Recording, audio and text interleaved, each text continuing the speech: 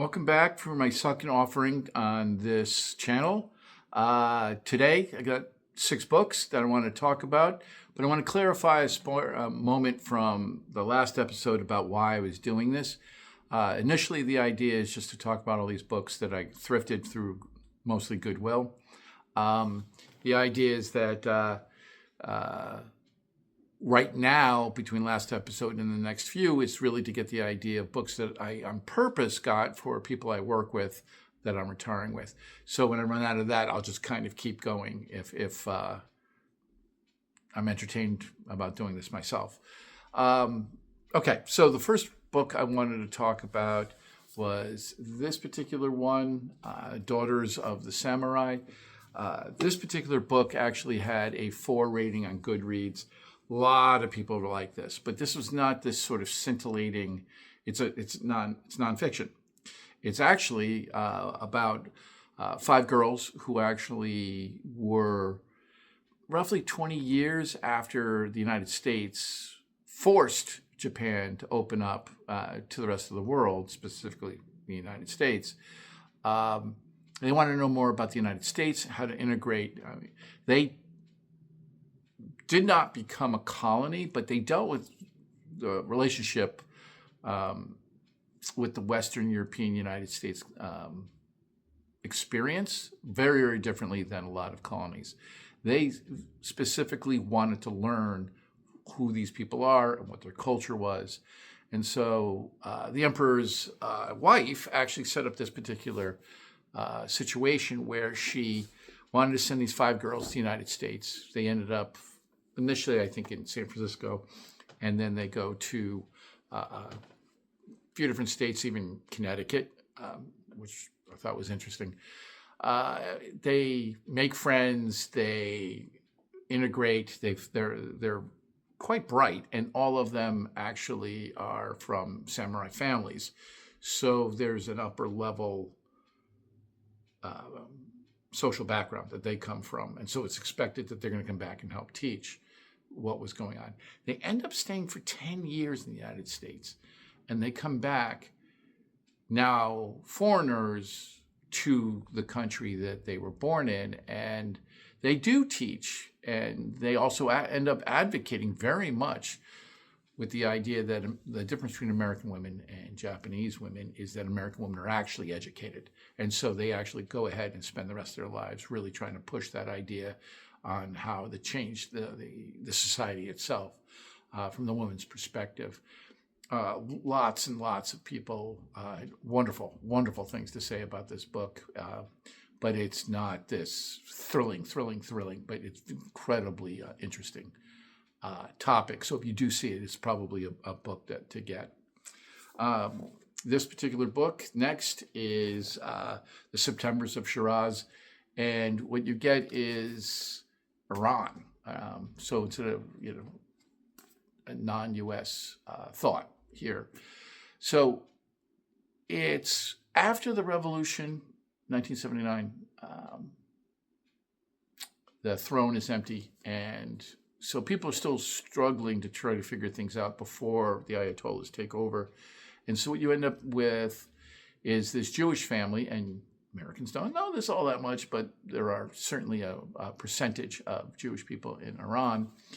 And the father gets arrested as a spy, and so the rest of the book, his family members trying to figure out what they're doing, whether trying to get the father out of jail, or I think the son ends up in the United States. And so a lot of harder reactions to this book. You get people who love it, love the writing, love the story, love all the things that they're trying to work out. And it's a piece of fiction, but it hits all of these different ideas. But the opposite, there was one review that really had me interested, was someone from Iran who had moved to the United States, said that this book is really for a United States audience. It's not for an Iranian, because they really don't go too much into. So yes, it infers all sorts of things about society, and there are a number of ways they're trying to get through things, but they can only handle so much. And the United States person will learn, but it's kind of limited in its own way. But the writing's great. It's a great book, and you'll get something out of it for most of you that would find this particular one.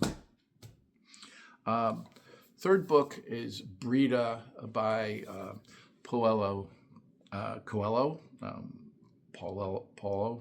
Coelho. Sorry for killing his name. This guy has written a number of books. People love a number of them, actually. Number one, obviously, is The Alchemist. And not,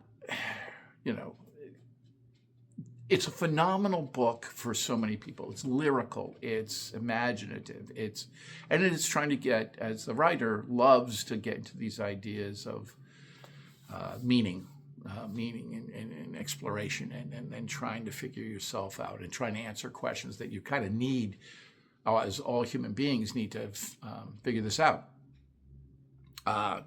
Much lower, much better. Rated than The Alchemist. Some people even kind of accuse it of being his attempt to kind of go there again. But it's an Irish girl who, however, leaves society, goes into the woods, and is trying, in essence, to find the meaning of life. She has a mentor, blows that off, and then finds another one whose name is Wicca. So I'm not sure what he's trying to say there, other than, yeah, shocker, she's a witch. But then try to say that Breda's a witch. And so it's a ton more of these questions to reflect and try to go through and trying to, yes, the character is going through this, but yeah, you should be going through that too. I think that The Alchemist is something that a lot of you probably, if you haven't read The Alchemist, you should probably read it. I know the other one, the book by this author, for the pilgrimage, for the way pilgrimage from France over to Santiago de Compostela in northwest Spain. It's 800 kilometer.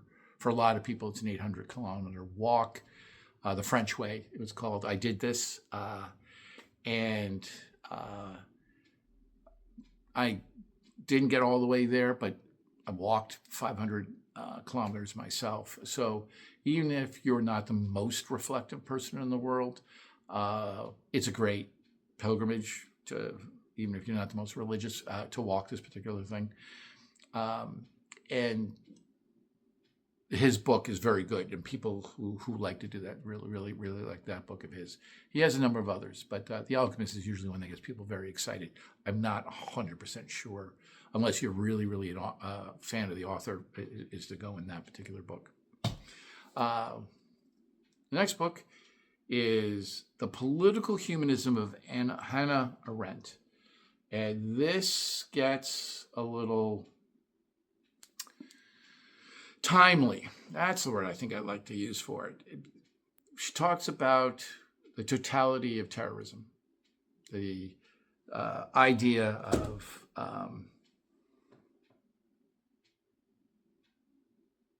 power is what she's reflecting on right after World War II. She sees all these things happen.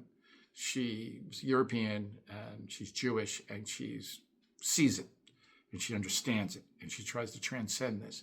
But she's looking from this political, like, what does it take people to do? The author of Michael McCarthy literally takes of all these different writings of hers, and then he's doing a commentary. So it's a scholarly book in many ways, but it is really accessible to a lot of people who want to, I think possibly if you see this book now, you don't have to read the whole book. You can read various entries. I think there's like 4 sections and about 6 to 7 essays in each one of those things. But it's really the author who is trying to interpret what she's done and said. There's interpretation of the United States. She critiques Marxism. She critiques capitalism. She goes through different kinds of things. And this is power dynamic that she's always trying to explore, to try to see that what are human beings really capable of, and how we get to the point of this abuse. How do we get there? I got this book for a friend of mine who talks philosophy all the time, and we get into arguments and discussions, and I think he'll be fascinated with it because actually I think it's a toy that he'll be playing with for a long time, and the kind of book, if you're a little more have a philosophical bent, that you'll reread, and then make your friends pay for it. So, okay, next book I wanted to come across was The Gray Bastards. Okay, this is fantasy. Okay, so we go from philosophical nonfiction to The Gray Bastards. Half orcs, wild pigs, wastelands. They're really a gang. And then I look at the the rating, and it's a 4. And there's like 9,000 ratings on there. People really liked this book. What's the quote? There was a quote here I wanted to say about how awful. If you look past the towering mounds of vulgarity, this is a book with a lot of heart, no real evidence of the morally gray slant called grimdark. So for you hardcore fantasy readers, so a lot of people would put this in the grimdark category. Lots of heart with bags of very crude sexual innuendo. So, do I want to read this? 100%.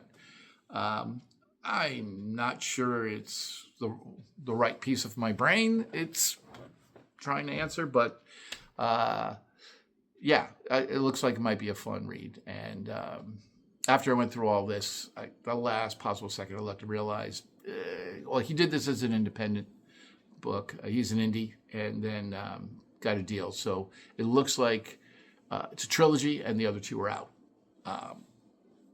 So you can have fun with that one.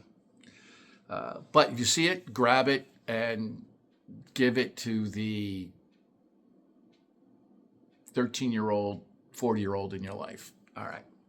And the last book for today, anyway, is Sing Unburied Sing. This, I think, was a 4. Again, another one with the 2 sides in the ratings. It was, I love this book. It's written so well. It's so good, and there's just so much emotion that this family ultimately in Mississippi is going through. And the other side is they really like a lot of parts of the book, but they start picking it apart. So they still like it. So you see it, try it out. Some of the references were in the reviews where they were looking for a book for Black History Month, and it is a young kid, and the mother is a addict, gives up as the kid with the grandparents. That becomes a situation, but she has numerous traumas. One of them being that she saw her brother, but either way, her brother gets killed by a cousin. And now when she gets high, she sees the brother's ghost, who can't talk to her, but can communicate his dismay about her life choices. So the reviews, words I kept picking up were like angst. There's a lot of angst in this book, a lot of sorrow. And it's kind of a cathartic journey for them to get through to the idea that an ending. I haven't read it, like any of these books, but it seems that the lyricism of the writing just there's a very, very hardcore group of people that think this is a phenomenal book. So you see it, get it. So thank you very much, and we'll see you again soon on Onward Through the Fog. All right, bye.